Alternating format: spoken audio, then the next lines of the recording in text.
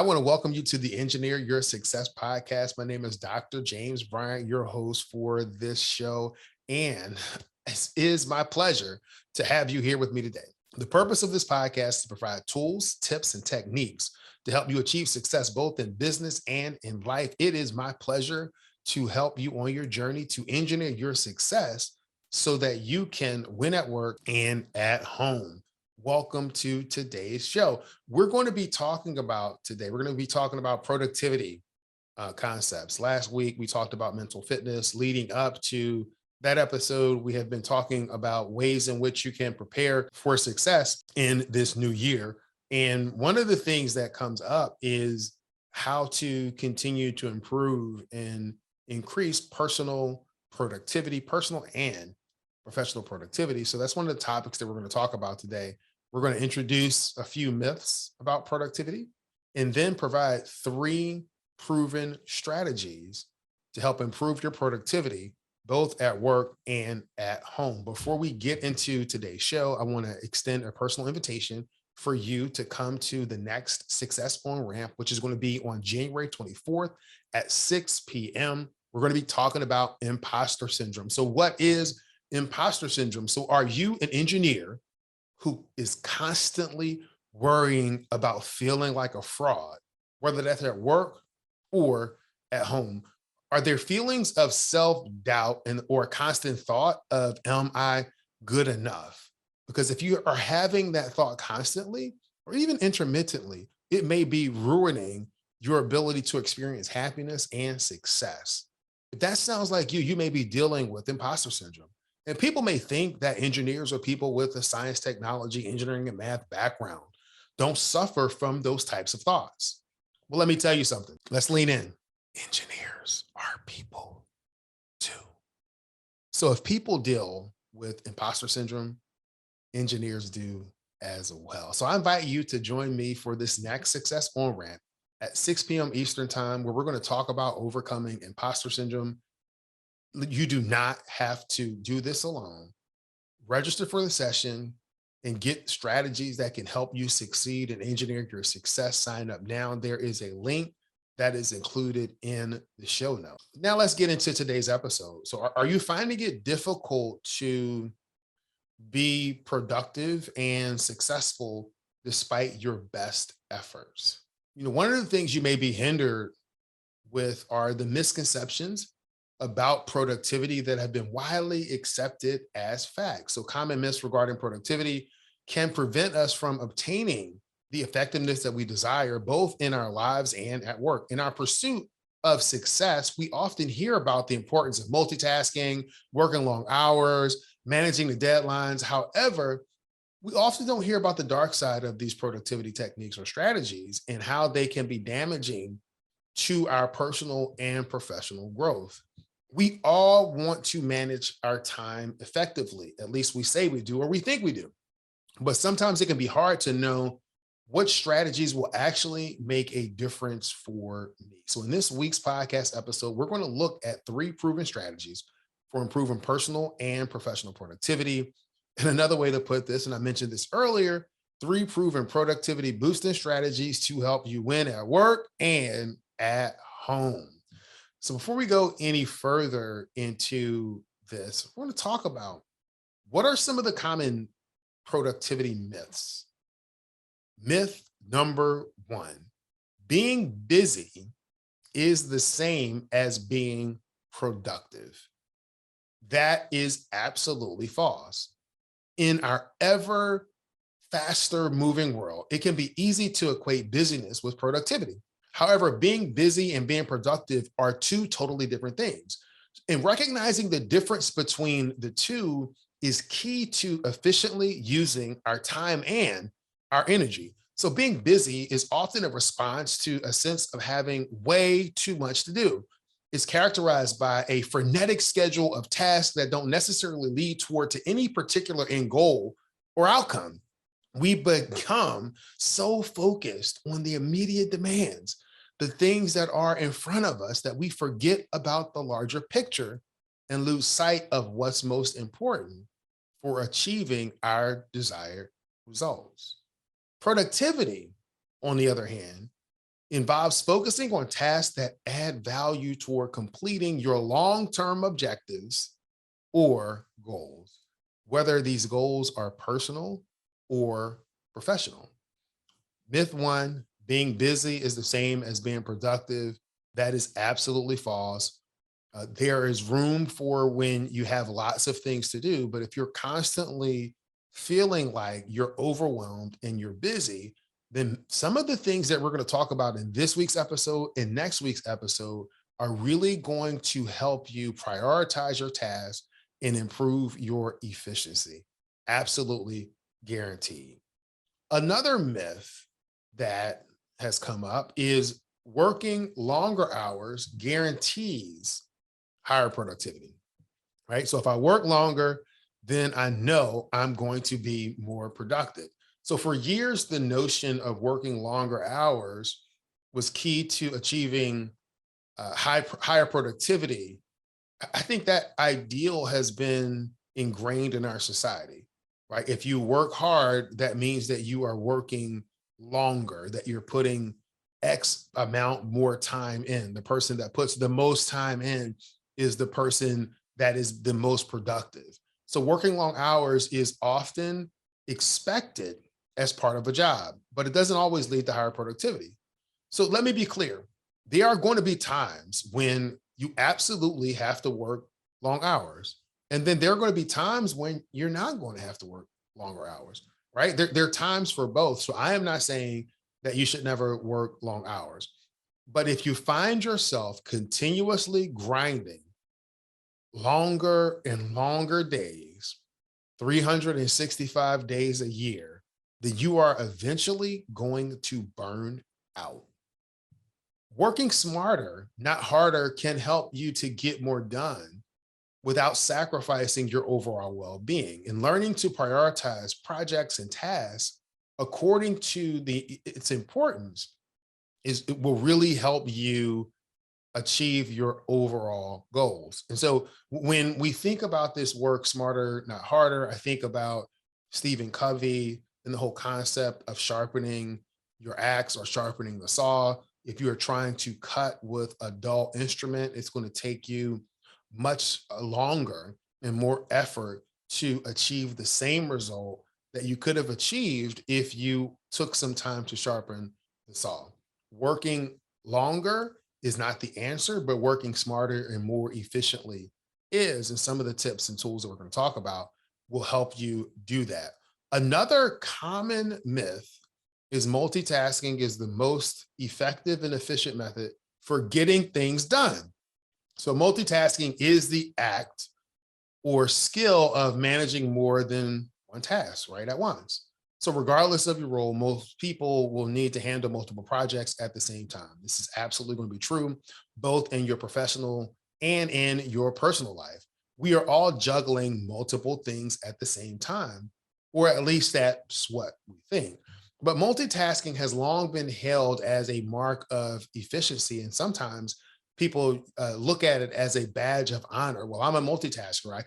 I'm good at multitasking. I can do all of these things. But is multitasking really as effective as we think? So there's some research that suggests that most people believe that they can manage multiple tasks at once, but they're really doing is they're task switching. They're a little bit on one task and they switch to the next task, then they switch back to the other task. They're not necessarily managing multiple tasks at the same time simultaneously. But here's a question that I have for you. How good are you at multitasking? On a scale of 1 to 10, with 10 being an outstanding multitasker and 1 being very poor, what would you be? What would you be? We all do some type of multitasking. So this is true. We all do it. The question is not whether we do it, but how effective is this approach in helping us achieve our overall goals or objectives? The issue to me becomes one of focus and having our attention divided between multiple tasks or multiple areas. And that to me makes us less efficient at completing any of the tasks that we're working on. And there are countless studies that show that most people are horrible at multitasking. We do a good job of focusing on one task followed by another. There are other studies that show that continuous shifting between projects and tasks can lead to decreased performance and increased fatigue. So not only are you not able to get or to give each task your full attention, but that effort when multitasking also begins to deplete our willpower and deplete our ability to continue to put effort forward for our task. So it decreases time and it decreases our efficiency. So there is power in focusing our attention and being present with and in the current task that you're working. So I was going to spend a little bit of time here just about how focus can be defined as the center of interest or activity. And I would add to this definition that focus is the present center of interest of an activity because we need to be present. We need to be fully present, fully engaged in what we're doing. And when we're multitasking, we're not fully present in that particular activity. So divided attention is going to equal less progress. So the myth is multitasking is more efficient. The reality is that you are more efficient when you have the ability to harness your focus on one task at a time. So understanding that we all have demands on our time and attention, and there are some things that we can do in terms of increasing our focus or helping to rein in our focus.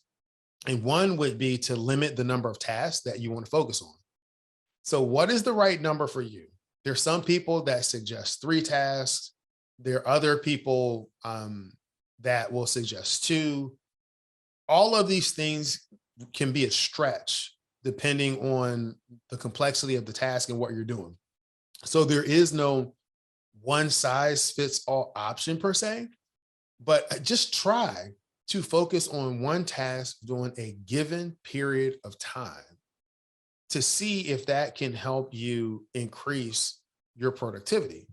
And by focusing on that one task for that period of a time, you can use a technique called time blocking. But the action is focus on a single task during a block of time. So when we talk about time blocking, your schedule for your tasks, what you'll do is you will block out whether it's 20 minutes, 45 minutes, an hour, and say that I'm going to use this hour, I'm going to use this time to focus on this task or these types of tasks. It could be sometimes you can time block when you're going to do email, you can time block when you're going to do more focused work. You can time block longer periods of time if you have really deep work and you're going to be thinking lots of effort is required, but you want that uninterrupted time. You will block those things off in your schedule. And you can also block off those other things that are important to you. Working out, family time, time for meditation, time for you to recharge, right? So there may be some tasks, again, that require more effort and time, and you will look to find longer blocks of time to do that. That's just one strategy that people use in terms to help organize their times and their tasks. So that may tell you kind of a how you can do it, but I think there's still a challenge for many of us busy professionals, business owners, engineers. The challenge is I have so many things to do. How do I determine, or what are some suggestions for determining what task I should actually focus on? Right. And so these approaches, in terms, again, are useful in determining or helping how to approach the task. But what do we focus on? How do we get to the what? So I ran across an article by James Clear, the author of Atomic Habits. And one of the articles is titled Warren Buffett's 2-list strategy. So he has 2 lists.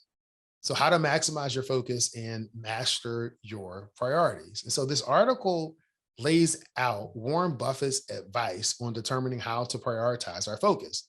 The context of the article and the suggestions were on developing your career, but these principles can absolutely apply, right, to any area of life, whether it is managing your department, managing your team, growing your business or your organization. It really doesn't matter. The general steps are the same. All right. So this is not some type of magic formula, but these steps and suggestions can help you. So here it is. Write down your top 25 goals for your team, your business, your organization, your company, whatever it is, the topic that you chose. Again, in the context of this article, it was on a person's career, but take some time to think through for whatever that topic is that you want to develop and focus on. 25 goals. I know 25 is a lot, but 25. Think of everything that you want to accomplish, everything you want to do, write it down. Now, once you have that, look through that list. Then you want to circle or highlight the top 5 things that really come to mind when you look at that list. And on that list, these are the top 5 most important goals that you have. So now you have 2 lists. You have your top 5 list and you have the next 20 list. So that's your 2 lists. So here's the thing. The suggestion is to focus solely on the top 5 and take no action on the bottom 20 until those top 5 are completed. So you're focusing on those top 5, the task that you're working on those top 5. That is the thing that you're moving forward for that particular area until those things are completed. So everything that you didn't circle or that you didn't highlight became your avoid at all costs list. So no matter what, these things are not going to get any attention from you until you've succeeded at those top 5. It's hard enough to choose a top 5. And now I have to avoid at all costs that second list. So when we spend time thinking through what we want to accomplish, it's easy at times to eliminate things that we determine are not useful. The difficulty in eliminating those things that we think are very useful or that we have an emotional connection with, that is where the difficulty lies. So those things may make us feel good, but are they moving you closer to your goal or is it taking you away? Is it becoming a distraction? So the tasks that have the greatest likelihood of derailing your progress are the ones that you care about, but that aren't truly important. That's James Clear. And I would add, they aren't truly important because they are not moving you closer to your goals. They are not moving you closer to your stated objectives. They may be good things to do, but if they're not moving you forward, then it's time to reevaluate the things that you have on your list. It's time for you to go through the hard work to determine what is really important. So one of the tools to use in determining what's really important is a technique that comes to mind from The One Thing, Gary Keller. So the book is called The One Thing, The Surprisingly Simple Truth Behind Extraordinary Results. And it really centers around this one question. So he's thinking about all of these different things that I have to do. It's kind of overwhelming at times. So what is the one thing? Here's the question. So what is the one thing that you can do such that by doing it, everything else will become easier or unnecessary? Of all of the things that are on your top 25 list or now that are on your top 5 list, is there one activity that's there that if you complete that, it really becomes the keystone for you to build off of in making the rest of the things on your list more successful, more accessible, and easier to actually achieve? So you can use that one thing question to help you begin to filter and prioritize how you're going to approach improving your productivity. So you may say, okay, James, all this has been great, but I still feel that I have too many urgent activities. Everything that I have is a high priority. Everything is equally important. And I know that a lot of people actually feel that way. That's why next week we're going to delve a little bit more deeper into this topic of productivity and talk about ways in which you can better prioritize your goals to help you achieve the success that you're looking for. That can help you really design a life where you're winning at work and you are winning at home. So today we talked about 3 common productivity myths. We also provided some strategies for improving your productivity. And if I were going to summarize those strategies, one would be prioritize your tasks. And you can use the exercise that we just did toward the end to prioritize your tasks. Remember to focus on one thing at a time. And then number 3, make sure that you recharge and that you fill your cup. If you have the energy that you need, then you will absolutely be able to attack your goals, to be able to attack your progress, to be able to make progress on those things that matter most to you. I really appreciate this time that we've been talking about productivity. And I'm going to end this podcast episode like I end every episode. Many people know what to do, fewer people know how to do it. And there's a select group of people that actually follow through, do it, and achieve the life of their dreams. I want to thank you for being part of that select few. Continue to engineer your success, and I will talk to you next week.